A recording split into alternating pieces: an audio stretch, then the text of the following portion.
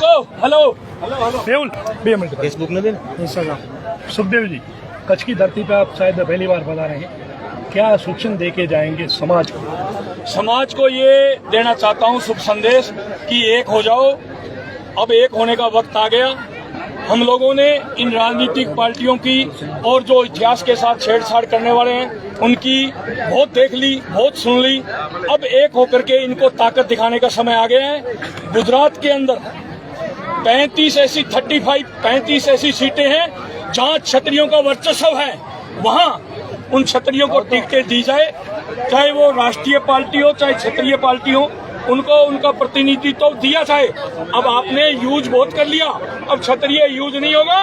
करनी सेना का जगाने का काम था क्षत्रियों को, और एक करने का काम था, वो हमने जगाने का और एक करने का काम करके दिखा दिया।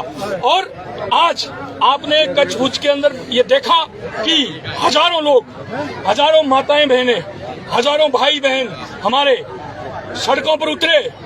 केसरिया रैली निकली जो 10 से 12 किलोमीटर लंबी थी, फिर भी किसी का कोई नुकसान हुआ? किधर से कोई पत्थर कोई कंकर आया? ये क्षत्रियों का मेला था। जब क्षत्रिय चलते हैं तो धरती हिलती है।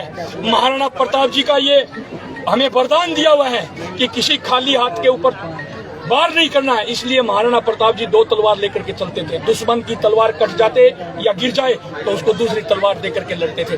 वो उनके वंशज हम हैं। अब हमने ठान लिया है राजनीति में प्रतिनिधित्व तो चाहिए तो चाहिए। यही संदेश है कि हम सब एक हैं और एक रहेंगे। सुखदेव सिंह जी, जो इलेक्शन में जो चुने हुए जो नेता थे क्षत्रिय समाज से, वो उपस्थित नहीं रहे, क्या करेंगे आप? उनको आना चाहिए था। क्षत्रियों का प्रोग्राम था, आना चाहिए था। वो किस कारण से नहीं आए? अमित शाह जी का भी गुजरात का दौरा है, पता नहीं वहां गए होंगे, इस वजह से नहीं आए होंगे। तो अगले प्रोग्राम में मैं तो उनको इनवाइट करता हूँ कि सब आओ।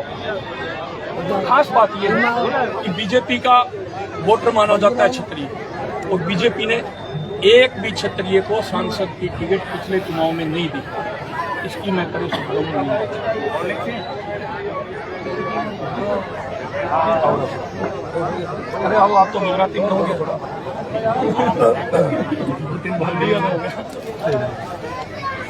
गुजराती बात तो गुजराती क्रांतिकार आया, थोड़ी ब्रेक ले ले। ओके, ऊपर पकड़ो जरा, माइक ऊपर जरा ऊपर ले लो, बस रोल।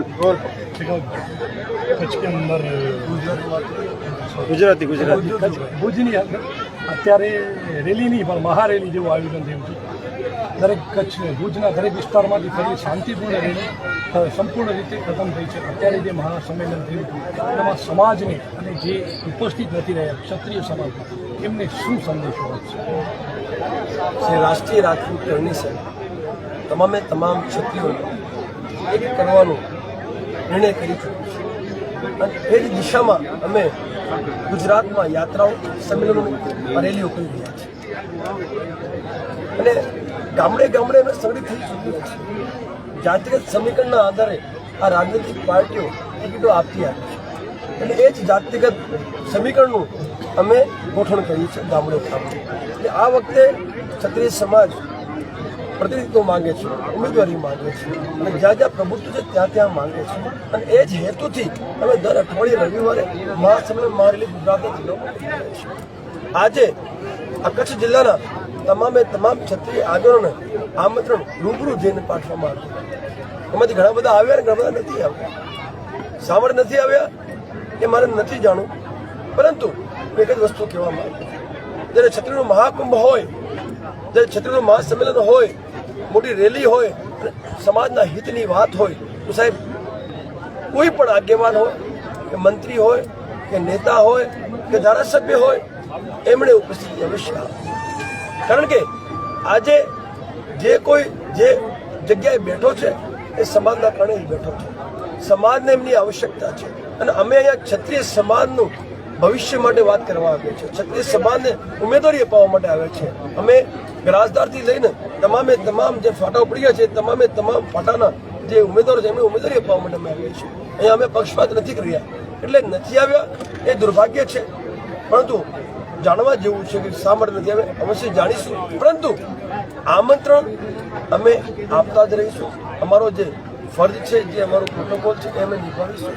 પરંતુ આ કાર્યક્રમના માધ્યમથી એ બધા આવ્યા હોત તો સાહેબ ક્ષત્રિય સમાજને પણ ઘણો સરસ મેસેજ મળ્યો હોત. પરંતુ તોય આટલી મોટી સંખ્યામાં જે ક્ષત્રિય ભેગા થયા છે એ જે રાષ્ટ્રીય રાજપૂત કલ્યાણના આ જે મુહિમ છે એ સ્વીકાર કરે છે, અમારી વિચારધારા સ્વીકાર કરે છે. એટલે જ આટલી હજારોની સંખ્યામાં રેલીમાં લોકો ઉપસ્થિત રહ્યા અને હજારોની સંખ્યામાં અહીંયા ગ્રાઉન્ડમાં ઉપસ્થિત રહ્યા. હું તો એક જ મેસેજ આપવા માંગુ છું કે સમસ્ત ક્ષત્રિયો હવે એક થવાનો સમય આવી ગયો છે અને ગામડે ગામડે કરણી સેના એ કેડર તૈયાર કરી દીધું છે. અને હવે આ કરણી સેના ક્ષત્રિય સમાજ આવનારા સમયમાં દરેક ક્ષેત્રમાં પોતાની ઉપસ્થિતિ અવશ્ય દર્જ કરાવશે. અને મીડિયા બંધુનો આભાર વ્યક્ત કરું છું કે મીડિયા બંધુ હંમેશા અમારી સાથે બહુ પોઝિટિવ રીતે અમારા જે ઉદ્દેશ્ય છે એમને છેક ઉપર સુધી પહોંચાડ્યા છે. અમારો હેતુ એક જ છે કે આ સમય છે સ્વર્ણ યુગ છે. ક્ષત્રિય સમાજના સાથે અન્યાય થયું છે. જ્યારથી ભારત આઝાદ થયું છે ત્યારથી અત્યાર સુધી ક્ષત્રિય સમાજને રાજનીતિક પ્રતિનિધિત્વ આપવામાં આવ્યું નથી. અને બીજી વસ્તુ મને જાણવા મળી કે જે રિઝર્વ સીટો છે એમાં મેક્સિમમ જે વોટો છે એ પણ ક્ષત્રિય સમાજના છે. એટલે જાણી જો રાજકીય કિન્નાગોરી થઈ છે. હવે અમે એ બધું બરદાસ્ત નહીં કરીએ અને આવનારા સમયમાં અમે રજોડા પાછા લઈશું, રિયાસતો પાછી લઈશું અને લોકતંત્રમાં જનતાની સેવા અમે પણ કરીશું. લોકતંત્રની જે ચુનાવી પ્રક્રિયા છે એનાથી અમે પ્રસાર થઈશું અને આવનારા સમયમાં સમાજ દરેક ક્ષેત્રમાં પોતાની રાજકારણી સેના દ્વારા નુપુર શર્માને જાહેરમાં સમર્થન મળ્યું છે, આપ શું કહેશો? બિલકુલ સમર્થન છે. એ સમર્થન હોવું પડે.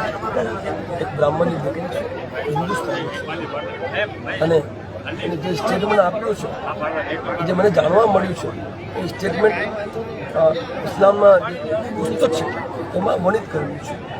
હવે એના સ્ટેટમેન્ટ ઉપર જો આવી રીતે રિએક્શન થતું હોય એ સારું ના કહેવાય.